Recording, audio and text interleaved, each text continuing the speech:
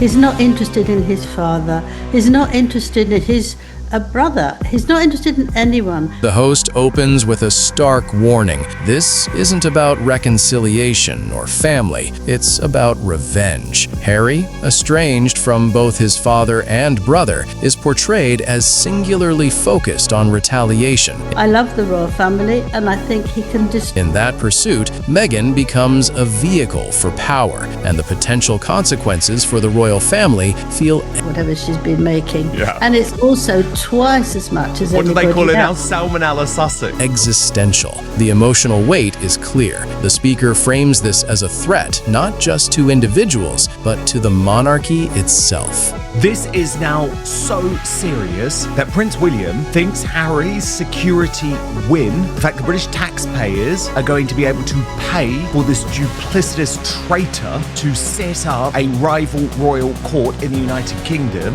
The tone sharpens as the host explains why the situation has escalated. A potential security decision involving Harry is framed as a direct risk to the monarchy's stability. From William's perspective, this is not personal bitterness, it's institutional defense. The narrator positions William as a reformer fighting to preserve a modern monarchy while being undermined by internal betrayal. We'll get analysis from our royal mastermind Angela Levin, Prince Harry's biographer, shortly. But first, I want to take you through this analysis from Tom Side of the Royalist Substack, who says that Harry's security win will sicken William. Before bringing in outside analysis, the host sets the stakes clearly. Harry's legal fight over security is described as a turning point that could undo years of deliberate distance. The implication is clear. If Harry wins, exile ends and leverage returns. Things have not gone the way the Sussexes hoped in America.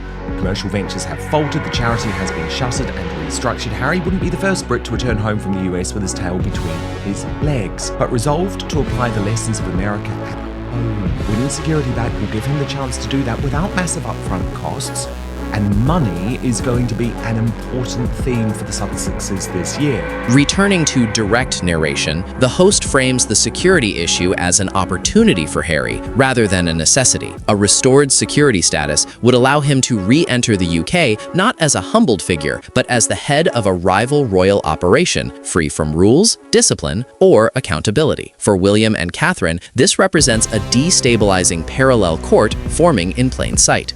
And that is why I warned King Charles. Do not sit down with this dude. Do not do what you think is the right thing here, because Harry made his choice. And that meeting, albeit less than half an hour, albeit the fact Harry had to use the back entrance. The host issues a blunt critique of King Charles's handling of Harry. Any meeting, no matter how brief or awkward, is framed as legitimization. Drawing historical parallels, the narrator argues that wayward royals, usually reserved for staff, legitimized Harry's goals, legitimized Harry's aims. And Charles, are you really trying to make life that difficult for William? Do you actually want the monarchy to survive? Because as the Duke of Windsor proves, the only way to deal with a royal so wayward only lose influence when they are permanently excluded, not cautiously accommodated. The warning is explicit. Accommodation risks survival of the monarchy itself. That Harry's now worried about school shootings in America.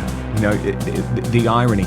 Yet he is the one who's trying to present the UK as being desperately unsafe. Now, after extensive guest discussion, the host reasserts narrative control, pointing out the contradiction at the heart of Harry's claims. The same figure who presents the UK as unsafe has traveled freely through high-risk regions and disclosed sensitive military details publicly. The narrator frames the security argument as performance rather than necessity. 14,000 still available. Lemon tea, 35,000 still available.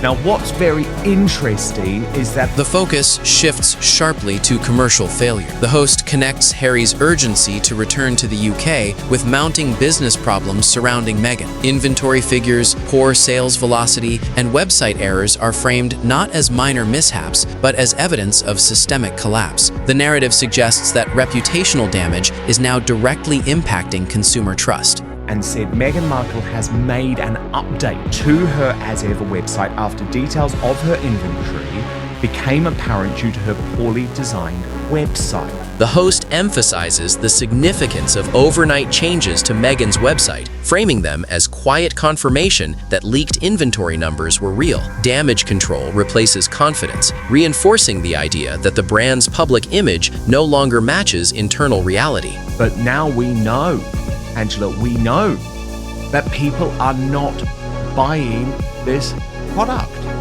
I mean, she sold 20 of the signature fruit spread boxes within 12 hours. So being kind, Angela, that means that she would sell 40 over the course of... The narrator delivers the core indictment. At current sales rates, it would take nearly a decade to clear existing stock.